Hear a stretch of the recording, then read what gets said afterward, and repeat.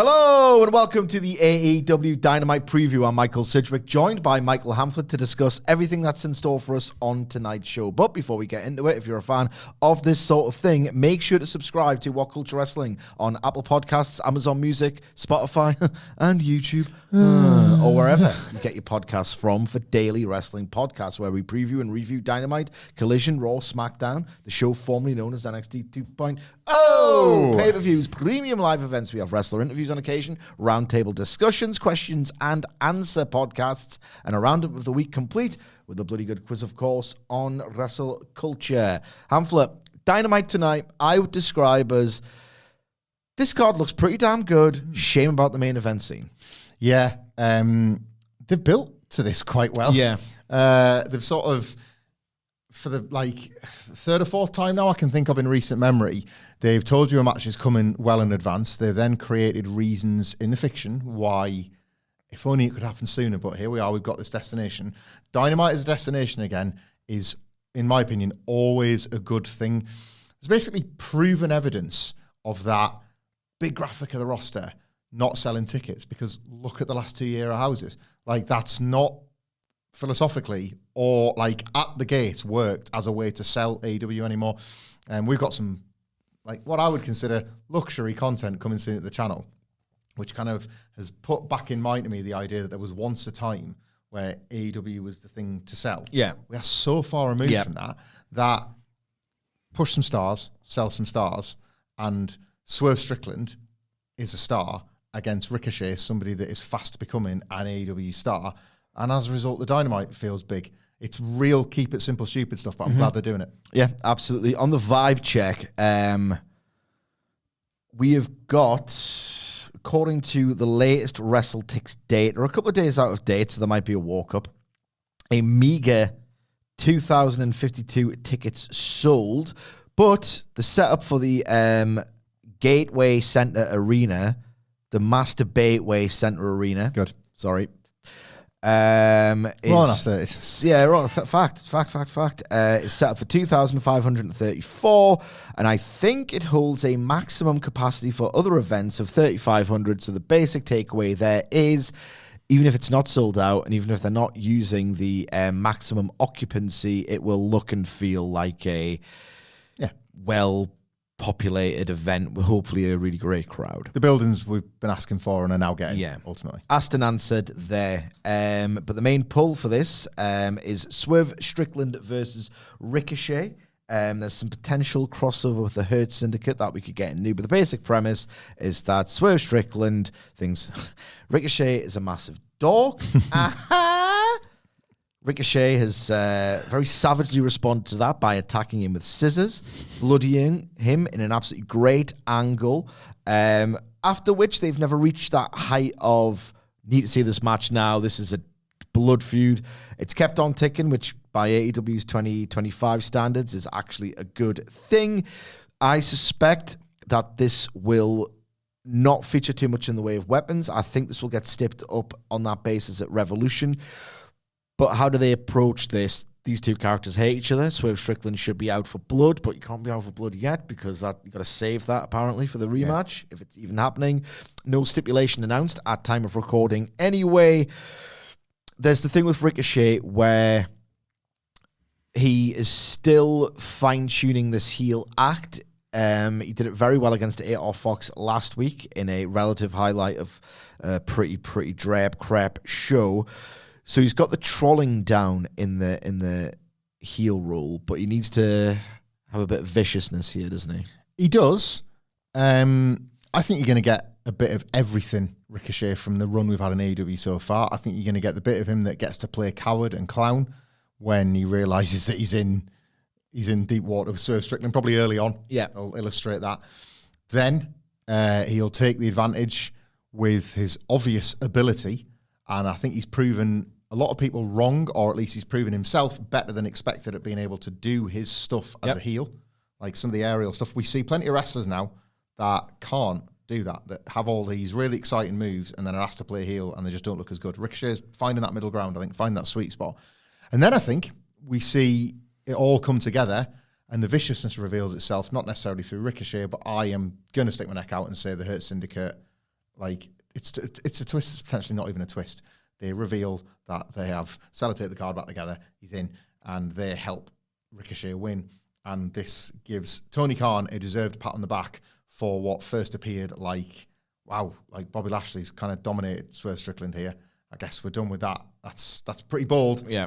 And in line with that, Ricochet is having this struggle of a run, and then all of a sudden he loses his place in the Hurt Syndicate. But in doing that, by getting his first grab like that, something clicks. Yeah. And none of this is an accident. And I want to credit the booking when I see it play out.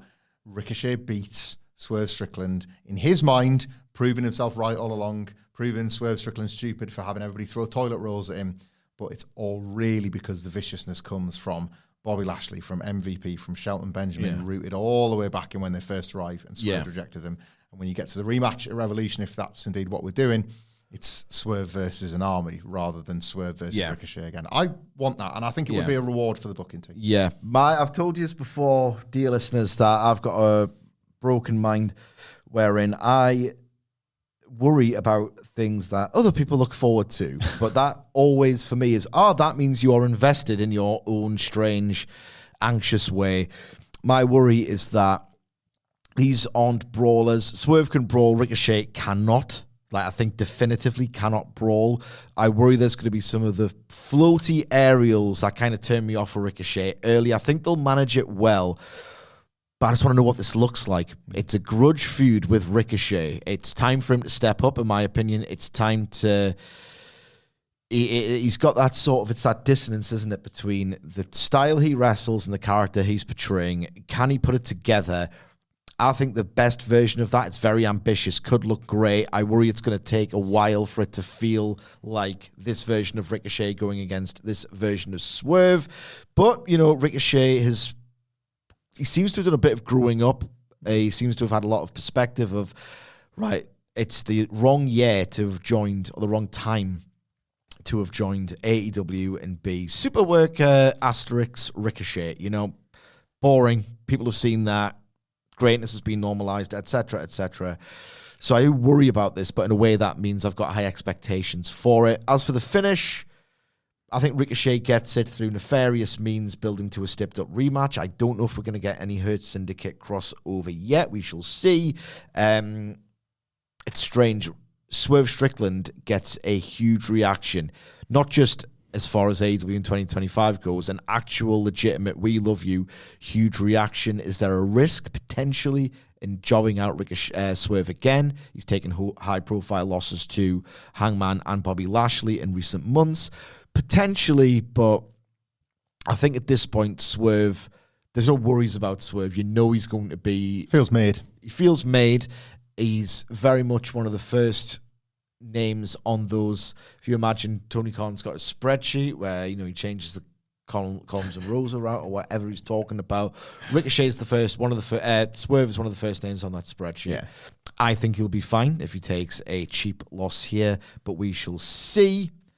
Let me get my notes here. We've got a game to play. You ready for this? Yeah. Not Ladies' Night because Wilborn is only in this afternoon, the part-timer. It's overtaken your record. And long overdue, quite frankly. It's all right, I'm off in a couple of weeks. Yeah, same. We've got some banked content, so don't worry about that, and it's only for a brief time. But Will Ospreay is set to wrestle a member of the Don Callis family. Silhouette, a vacant-style silhouette, which would all but confirm that it's not going to be Brian Cage, that was last week, Lance Archer, Kyle Fletcher, or Konosuke Takeshita now on Dynamite or Collision. A week or 2 weeks or so back, Don Callis said in response to Brian Cage saying, yeah, we've got the advantage, but they're pretty amazing, this Kenny Omega and Will Ospreay team. Don Callis has said, what makes you think there are only 5 of us? And there was a seat reserved at the table. Mm-hmm. Now, we'll do the game answer and then the earnest answers to who that could be. But without further ado... It's time to play the game! Time to play the game! Ha ha ha ha! Who is the secret teased member of the Don Callis family, Michael Hamflett? I have got in front of me allelitewrestling.com/AEW-roster. And this is how we will arrive at the secret teased member. Fingers is bloody stumped scrolling through the air. Oh, God, that's too many. Too bloody many, if anything. Right, okay. I am scrolling. Pro Evo rules. You get 3 turns. Stick or twist. Stop. Okay. Give me a number between 1 and 10. Oh. 5. Well.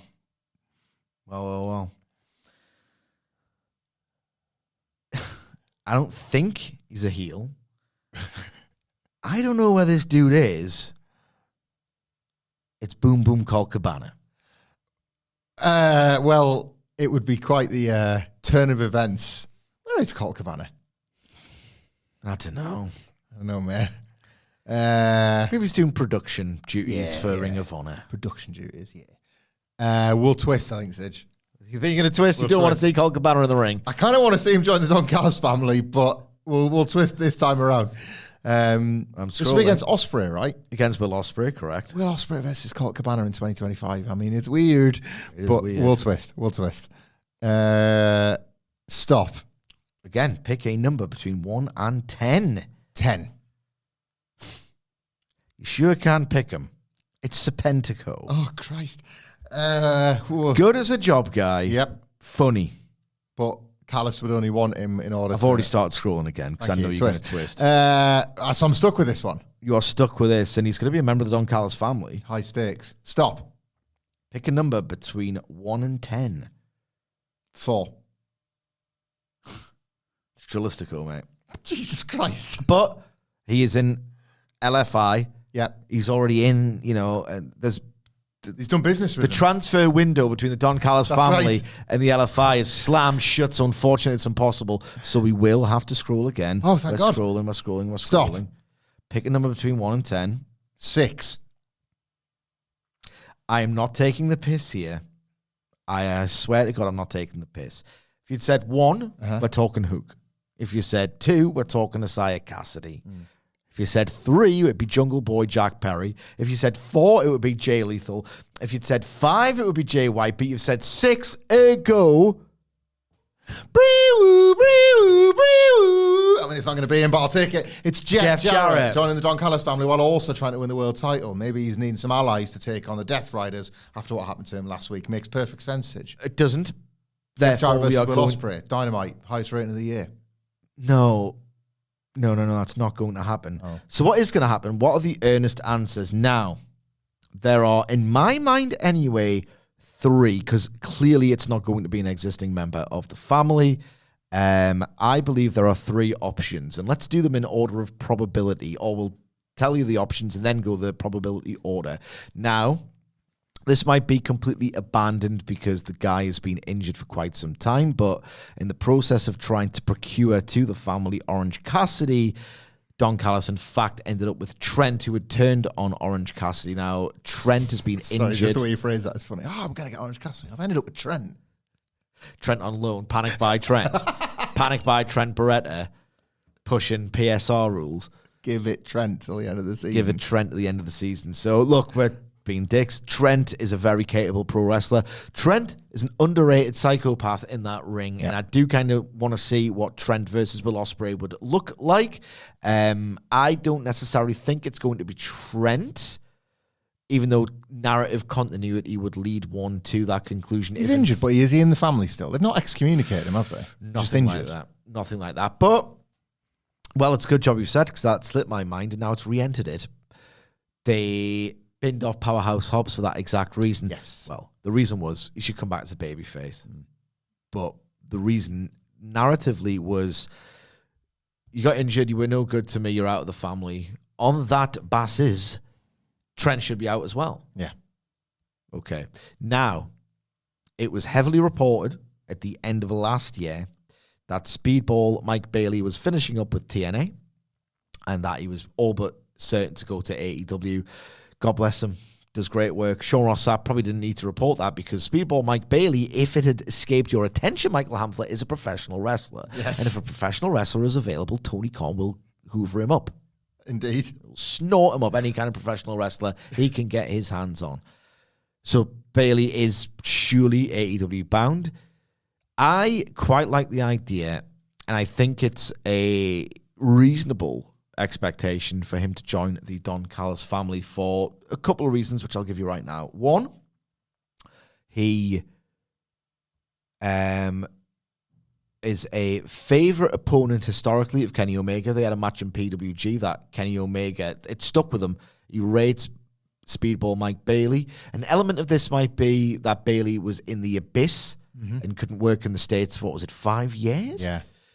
So and yet kept himself over and interested on the indies and stuff, yeah. So maybe the idea was a little bit of Kenny Omega doing some good brothering of, don't forget this guy, he's still really good, and I'm going to pump him up when I get the opportunity. Or maybe he just earnestly loved that PWG match and sees a lot in Speedball Mike Bailey and, wants to work with him, hence why surely he'd be wrestling with him at some point during this ongoing feud. Mike Bailey coming in as a heel. I can't remember who it was, but someone pitched Mike Bailey, who has got a dorky quality to him with the mullet and the karate. I mean, he was rocking the mullet before the hipsters brought it back into fashion.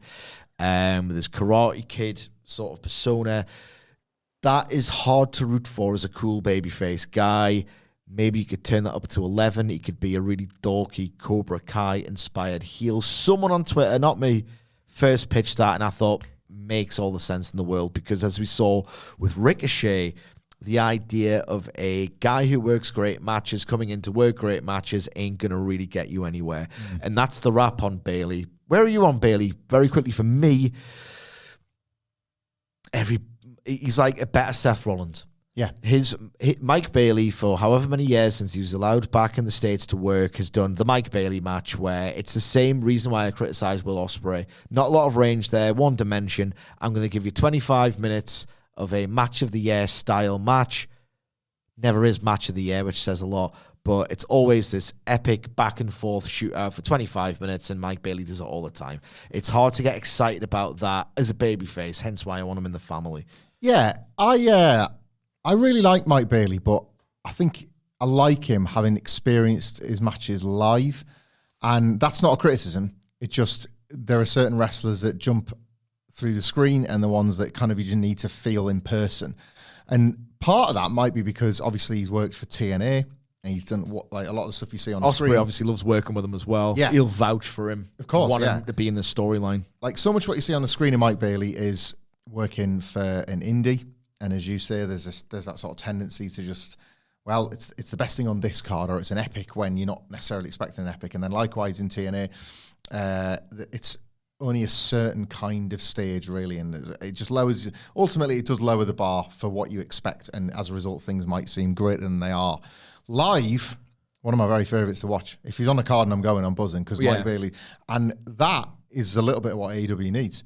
And we talked about how Ospreay just has this ability to kind of electrify a crowd, and you want crowds to be electrified watching Dynamite, and Speedball Mike Bailey will do that quickly.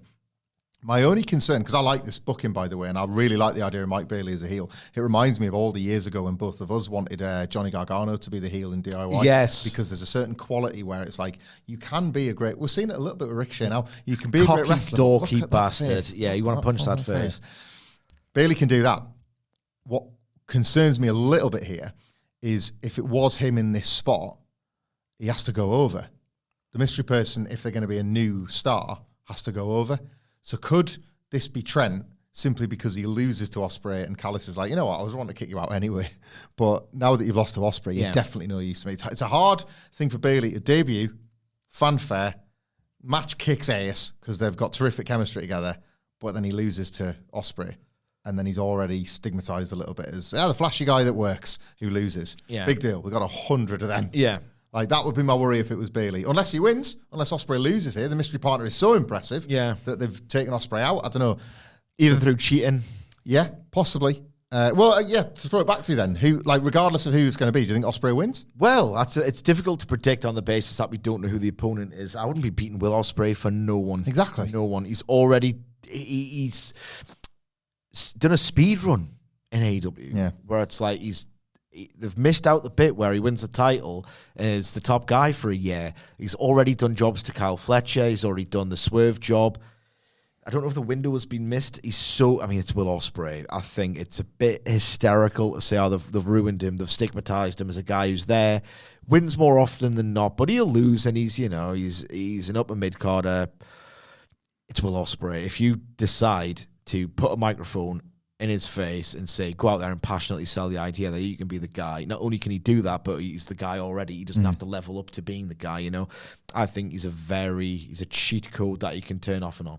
I think there's loads of time for him to be the ace. Whether he can be a draw, I don't know. Can anyone? But he can be the ace easily. It's fine.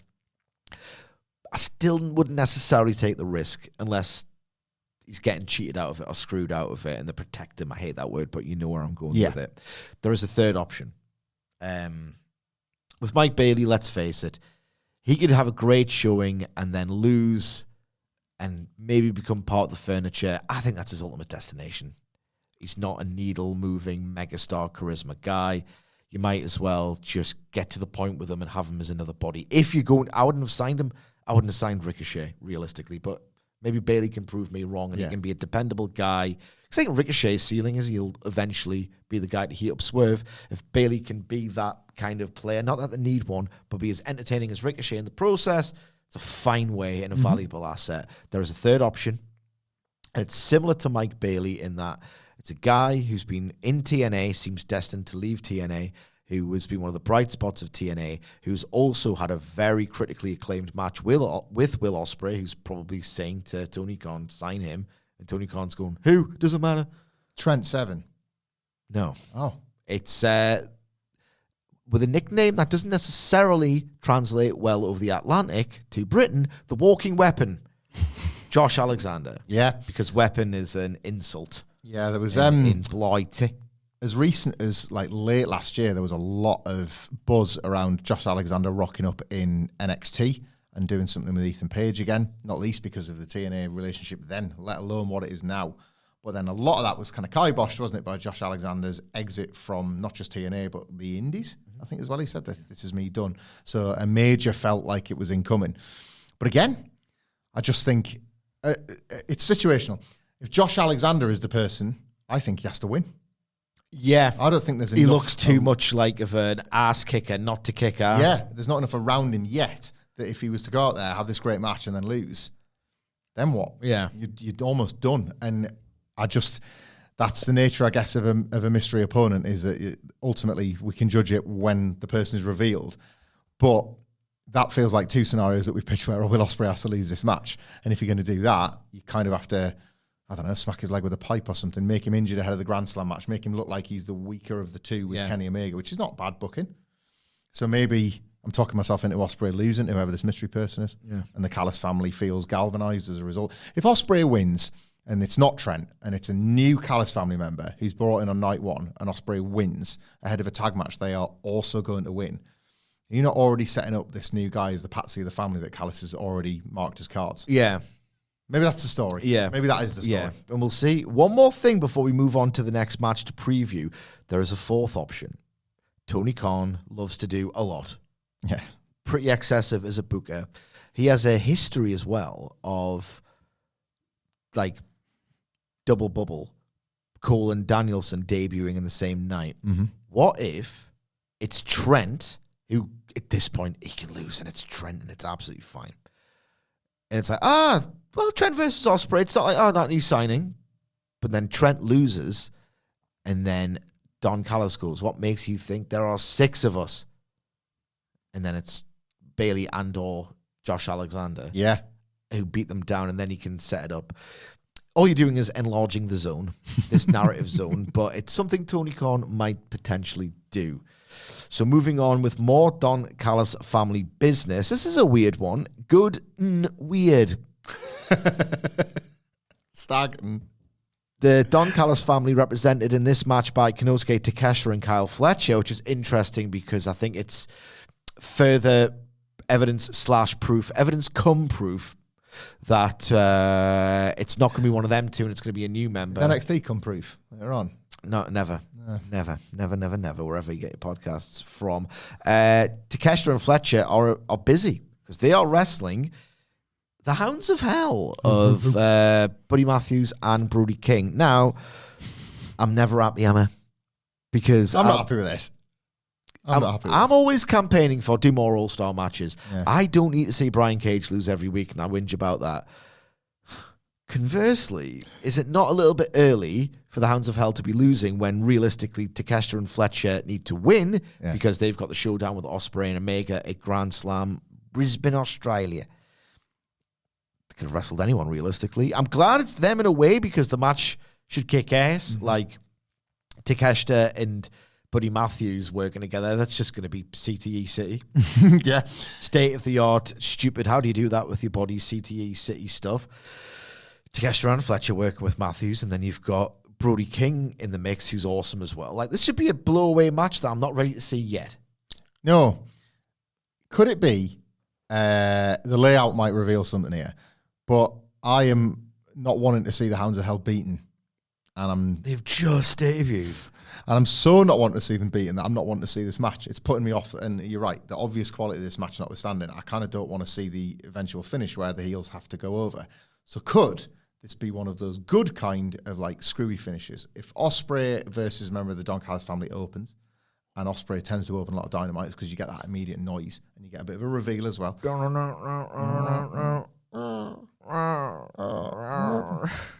Yeah, he does that. And that's how it goes. That's how the theme goes, which is singers. It's all good stuff. Yeah, all good songs. And they have the match, and then after the fact, whatever happens, beat down, numbers, whatever, Kenny and Ospreay left lane. Callis family in celebratory mood, come back out later on for this tag team match. It's going the way of the Hounds of Hell. And it's a schmoz, or a deeks, and Omega and Ospreay run out, and it builds an all-star 8-man. Which is a pretty cool. For next week for before next week on Dynamite as you go home for Grand Slam, or he likes him on Collision, so you could put it on Collision. Come on, Collision because there's Grand Slam. All Star 8-man for Dynamite next week. Hounds of Hell, Omega, Ospreay versus the new and revived Don Callis family, whatever. That's pretty cool. That is awesome, and I love that. And I'm going to be disappointed now if I don't see that. Sorry, guys. Well, that's what it's hiding. Michael Hamflett has just accidentally booked the TV match of the year, potentially. And we shall see if indeed that happens. Takeshita and Fletcher go over, and I like that fantasy booking, so I'm just going to echo that, right? No ladies' night game this week. It's not fair, because Wilborn's not here, and I didn't think of a song to do, and I put a lot of expectation on myself to embarrass myself and hope my kids never see it when they get proper YouTube later on in life. Nothing stays on the internet forever, you know that. Here's the thing, though. I'm just going through my notes, and what I've done is I've written them down, and then I've pasted them to myself, and I go one by one once they're all talked about, so I can delete it. So I'm just looking through what remains of my notes. Just the one women's match on Dynamite. What?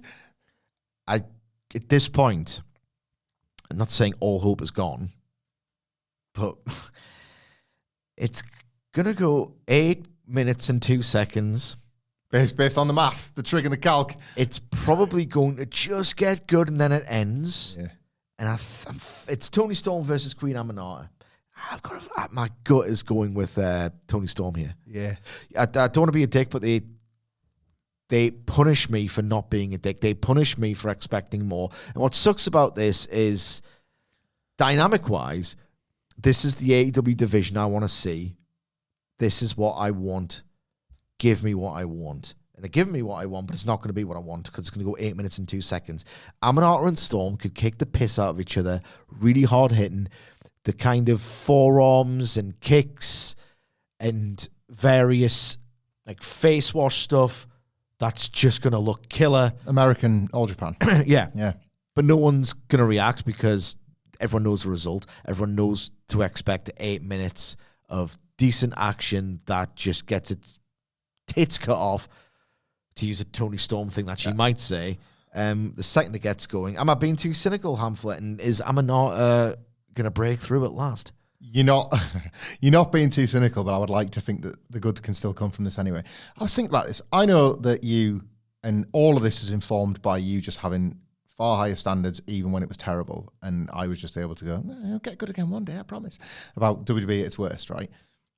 When you, like, as a result, you've developed this like real disdain for ever pinning a champion, because WWE would pin champions with reckless abandon. Yes. Right? And then same as like count outs and DQs. It's like, you take them all away. Suddenly it's not so bad when you have one once in a while, because it can actually tell a story. I wish AEW would look at this situation with a bit more balance than they do, and not be so put off by an odd shock result. Because what I'm saying is here, you can beat a contender.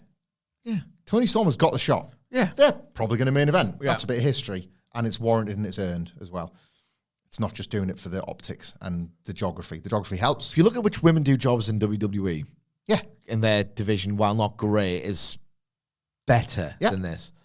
Toni Storm could lose this. I know. Mariah May is ringside. Yeah. Or is at least on commentary and is seeing a match not going the way she wants. And then And you put- smashes her with a shoe. And Aminata in the mix again after Grand Slam. Big win. Set up a new challenger. Timeless Toni Storm. You were playing the role of a lifetime, but you've forgotten how to play yourself. Yeah. I am better than you. I beat you at Wembley. I'm going to beat you again in Australia. I'm not scared of your hometown advantage. Frankly, I'm not scared of you.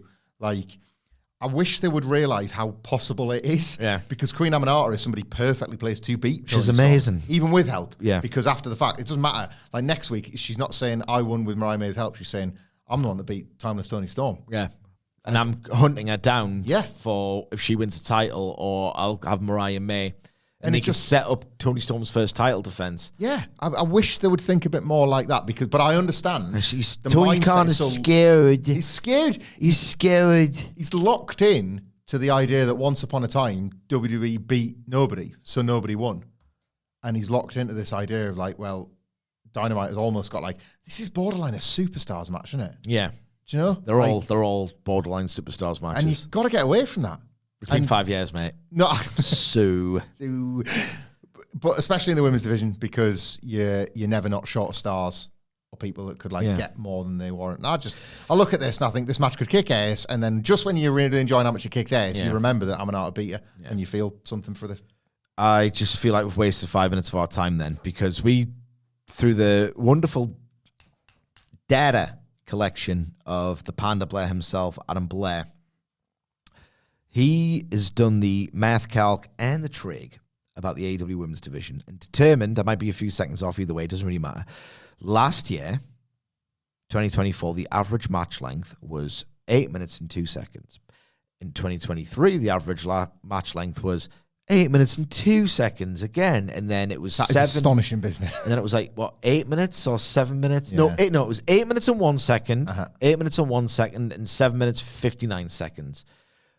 But if you do the math calc and trig... Travis jumped in and said in 2025 they were all in the 8s and 9s. Yeah, and if this pattern continues, it's hard to be optimistic about AEW's women's division, because by 2026...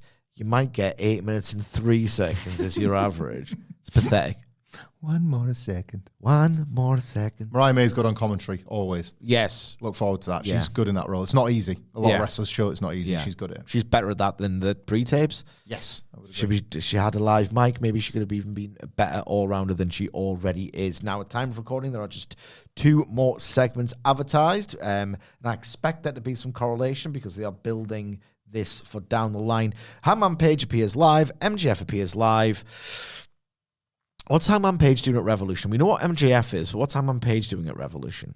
I can't remember what I thought about this, because so he beats Daniels, and then in some of his best acting yet, in a run where he's kind of doing his best acting every week, the look he gave when he realised that his current demeanour had taken him to retiring Christopher Daniels was pretty powerful stuff.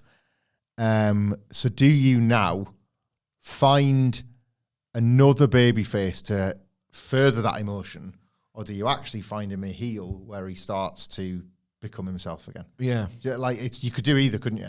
You could. Based on last week, he seemed contrite and he was going to Swerve Strickland. Still foul temper. That's right. He went in there to find him and he wasn't there, wasn't Yeah. he? So what's he after there? One more fight, because he said, I thought I was done with you, but Christopher Daniels has only made me resent you more, because it's made me realise who I am. Yeah. I'd not yet looked in the mirror, and now I have. I need to fight you again. Yeah. Could they go to Swerve at Revolution? Is it a year on from Swerve? What happened at Revolution? It was the three-way with Joe, wasn't it, last year's They Revolution? did All Out. It's All still Out. been... It's still... I would still go... I wouldn't touch Swerve and... What's he after? That's what he tells us why he went in last week. Yeah. What did he want with Swerve Strickland last week? That's enough for a segment. What does MJF say? Do you think he interrupts him this week? Do you think these two overlap? Yes, Like, obviously because of we know that MJF appears live. He's advertised, but in AEW, half the time they don't actually... They only do something in reaction to somebody else, so they didn't need to be advertised. Yeah. It's a foible to be generous of AEW's promotion. Does he say, like, I haven't got time to talk about cowboy? I'm dealing with a cowboy. Jeff Jarrett. Love it. Oh my god. Oh my god. He's kind of parked. Play with your words. Don't just eat them. That's Play right. with them. He's parked Hangman for now. Yeah. After Hangman's kind of been the one saying... He's building on socials as Maxwell the idea that he's going to have a match with MJF at some point. It's just how they flow from Jarrett to Hangman, and I like that. Yeah. And there's we're getting the Jarrett match at Revolution, if not a TV match first. MJF doing something unspeakable to Jarrett could... Unlock the first time Hangman... The really first time lost Hangman realizes, oh, hang on, that could be death. That was the start of my That could decline. be deft, and that could sort of really sort of allow this redemption arc to take shape of, I need to atone for what I've done, and where better to start than the start. Yeah. That's good stuff. On this Dynamite, at least, it's pretty much all good stuff. Here are my closing remarks. Like, is this Dynamite purpose? This is the Dynamite that I think people who don't like the Death Riders, pretty much everyone, wants AEW to look like more. It's not on purpose. It just occurred to me we've not had to talk about them on this one. Yeah, I know. I've only just thought about that. This Dynamite, to me, looks like the AEW I want to see. The wrestlers pushed that I want to see pushed. Omega adjacent stuff. Swerve being on top. MJF, Hangman Page. These are the guys I would build around. If Omega's name was on this show and a Hurt Syndicate tag, this looks like my ideal 2025 AEW. So much so, I don't know if it's just the zones have converged at the correct time. It almost feels like, I don't know, it just, unwittingly or otherwise, cynically, deliberate ploy or otherwise, it feels like Tony Khan is giving the fans a Dynamite card that they are actually wanting to see. That doesn't involve the Death Riders. I feel already a lot of people preemptively saying, God, Dynamite was class. That makes the Death Riders even worse than they were last week, and last week they were the Drizzlins. Yeah. No Mox and Cope is what really helped this show. That kind of stuff. Yeah. I mean, it might just be a cell phone. It might be a There'll talk. be promos. I know. Like Jericho, and you never have to preview him, but he always turns up. Yeah, always turns up. A Cope a minute. Cope, a minute to cope. A minute to cope with the Coper. Just looks a bit... Basically, the Death Riders, who have a terrible week every week by default, are going to have a worse one through the curse of comparison, in my opinion, tonight. If you agree with that, or you're thinking, Sidgwick, that's too cynical, let us know on X at Sidgwick. You can follow us all at WhatCulture WWE. You can follow Michael Hamflett there at Michael Hamflett. Later on today, we will be reviewing NXT. And earlier today, Hamflett and I recorded an entry in a brand new series that's getting put in the can. So make sure to keep your eyes peeled and subscribe to WhatCulture Wrestling on YouTube for that. It'll also be available as an audio wherever you get your podcasts from, Spotify et al. Again, you can follow us all on X at the @provided. Thank you very much for joining us today, and we will see you soon.